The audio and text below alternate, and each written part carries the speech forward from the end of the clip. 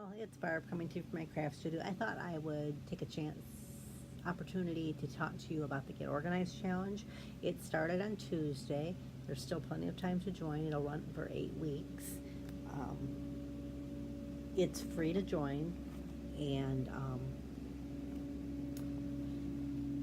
I think it's totally worth it. um, this is my big benefit board, which the homework for this was one of the steps. And my big benefit of organizing my craft room is to be able to craft without frustration. Now, my room is pretty much done, but I continue to go through the challenge because I always learn something new, and there are things that can be tweaked or that I just haven't finished because I don't have the right organization tools. And I don't think you're ever 100% done because you buy new stuff, which you have to put away and organize. And if you take your stuff out, use it, and you have stuff to put back, you still have to organize it. So I don't think it's ever a 100% I'm done job. It's just you have to keep up with it. Um, the the second part of the homework was to learn the 4-section system, which I'm really familiar with. It's the alphabets, the theme, A to Z, calendar year, and the rainbow. I have all my supplies organized into that system. And then the third one is actually a new one for the challenge. It's what type of crafter are you? She had, I think, 4 different types. I'm kind of a combo of 2. Mainly I'm a what she calls Kathy Craft Room. I craft in my craft room, or your craft space if you don't have an actual dedicated room. And I'm a little bit of the one she calls Karen Craftabout, because I will take my stuff and go into like hubby's room where we watch TV so that I can kind of craft while we watch TV and we can spend time together without,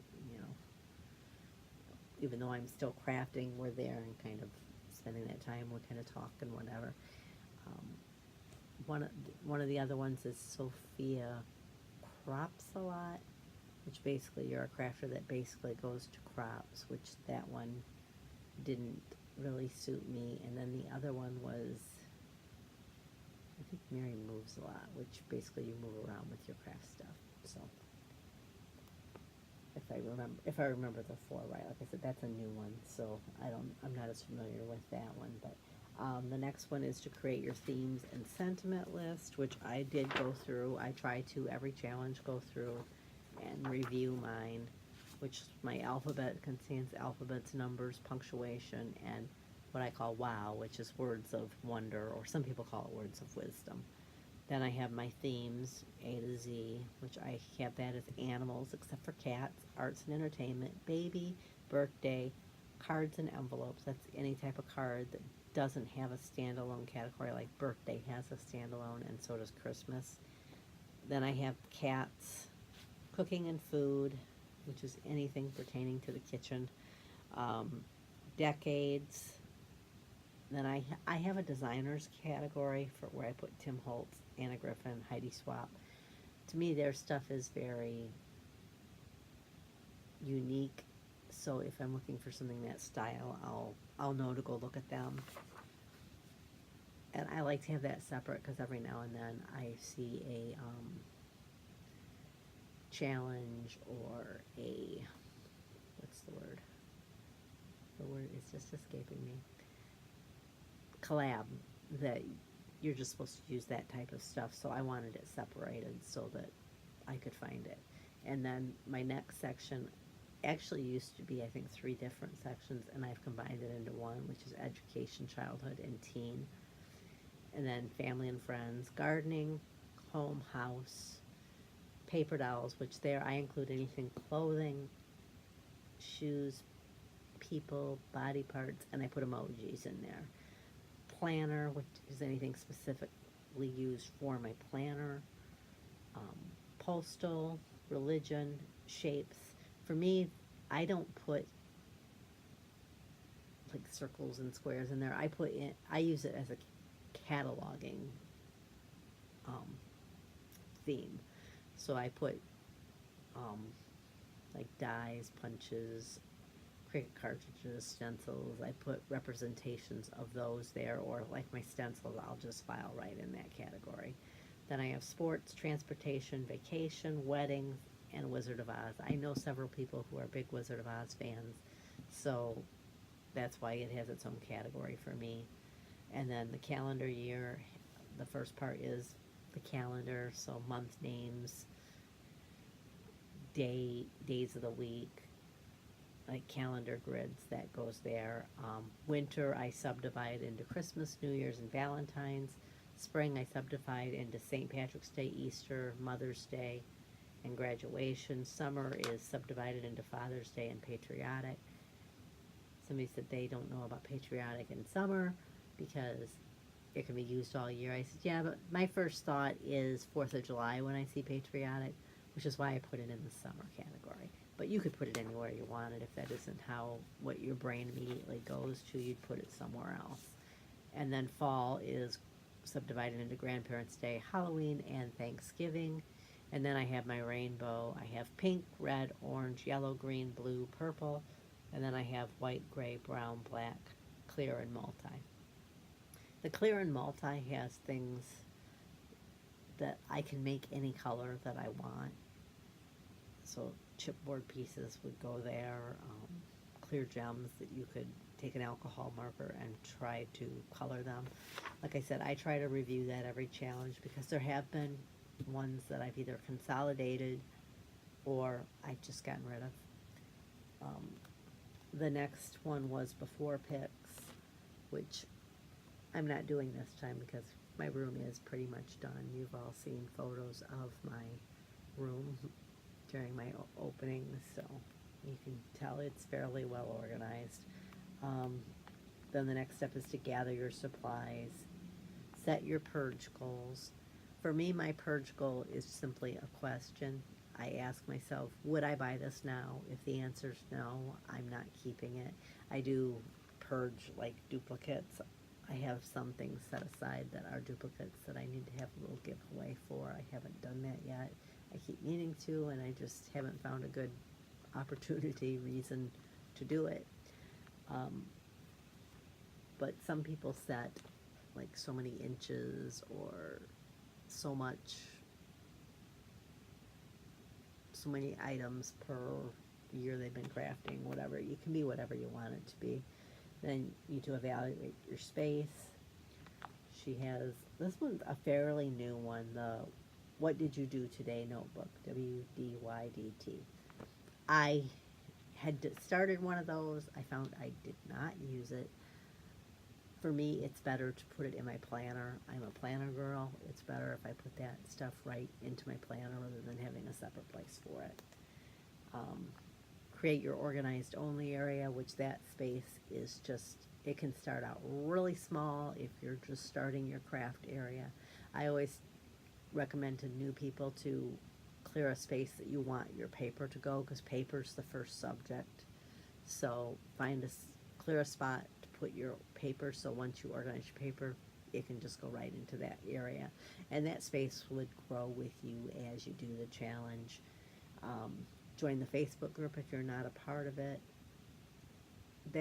This one Facebook group is one of my favorites. There doesn't seem to be any drama in it, which is really nice, because I'm sure you've been in groups where they get catty, they get mean. It's like, I've dropped groups because of that, because it's like, okay, I don't need that in my life. That's not why I joined this group. So the next step is to go public with the challenge and what you're hoping to accomplish. And that can be either like in the Facebook group or with family and friends. I kind of do it through YouTube and in the group. And then the last two steps are your progress report. I have an itchy nose today and I don't know why. Do your progress report, which that's either a post in the Facebook group or you can email it in to Totally Tiffany. And then celebrate with reward number 1. Your big benefit board is supposed to contain a reward for each week. I figure eventually I'll put those on the back, but I I'm not doing big rewards this time. Like I said, my room's pretty much organized. My thing is, I think I'm gonna take some small things that really either don't cost much, or they're free. Like just time to read, to watch a movie that I really enjoy. Like maybe during the day, watch a movie that I enjoy that maybe hubby's not too crazy about. Um, Things like that. She does say that if you've got family, young kids, and hubby that need to be brought on board with it, to include them in your rewards. Like if you have a child who, say, would like baking cookies with you, make that one of your rewards, is that you will make cookies with that child, or whatever you need to buy them into allowing you the time to organize, because it does take some time. And then the last one is to take that reward, to celebrate with your reward for finishing the first week's challenge. I just have my little checklist on the back. I plan on making one of those each week. Listen, I pretty much had most of it done. I did review a few things to make sure I had that. One thing I do want to do this challenge is during each week kind of go through and maybe look for opportunities to purge in my system, try to be a little bit more proactive on that, I guess. Anyways, that's all I've got to share today on the challenge. Like I said, I highly recommend it. I love the system. I can find things so easily. I was somewhat using it before, just not to the fullest extent, because I did have themes, and I did, kind of separate my paper by color. But this kind of really drove home that it's best not to have multiple places to have to look if possible. I mean, sometimes it can't be avoided because some of your supplies are just bulky. That's the way it is. But basically, don't take your brads and put them in one place, your stickers in another place. Don't divide by types of embellishments. Divide by the theme of the embellishment, because it's a lot easier to find them that way than try to remember where you put all those different types. Then that way when you flip through, say, your Christmas category, you see everything you have Christmassy. But that one's probably not a very good one to use as an example, because most people keep all their Christmas stuff together, but like birthday, put all your birthday stuff together, Anyways, that's all I wanted to share today on the Get Organized Challenge. I really highly recommend her system. Like I said, it is free to join. She doesn't really push her products at you. She does use them because, why wouldn't she? But she does, if people are interested in the products, at the end of each class, she does a little presentation on the products she has that would organize that week's stuff. But she does it at the end so that if you want, you can just stay for class and then leave, and the videos remain available throughout the challenge, so if you can't watch live, that's not an issue. You can go back and watch anytime that fits your schedule. Anyways, thanks for joining me. I'll catch you next time.